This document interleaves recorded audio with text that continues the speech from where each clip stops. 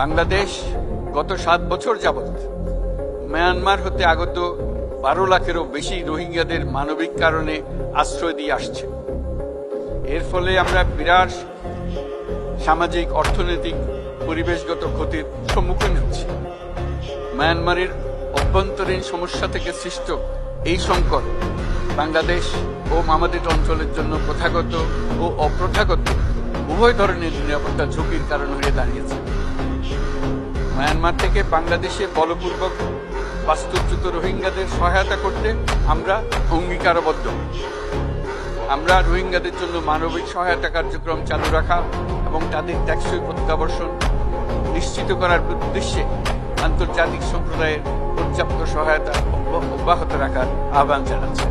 রোহিঙ্গাদের সাথে সংগঠিত হওয়া ব্যাপক ভিত্তিক মানবাধিকার লঙ্ঘনের জন্য আন্তর্জাতিক বিচার আদালত এবং আন্তর্জাতিক অপরাধ আদালতে চলমান বিচার প্রক্রিয়ার মাধ্যমে ন্যায় বিচার নিশ্চিত করাও সমানভাবে গুরুত্বপূর্ণ।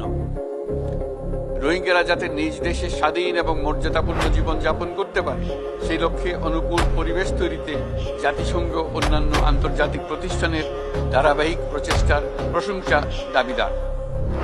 এই লক্ষ্যে রোহিঙ্গারা যাতে পর্যাপ্ত নিরাপত্তা ও অধিকার নিশ্চিত করে তাদের নিজ ভূমি রাখাইনে ফিরে যেতে পারে তার পথ সুগম করা অত্যন্ত দরকার।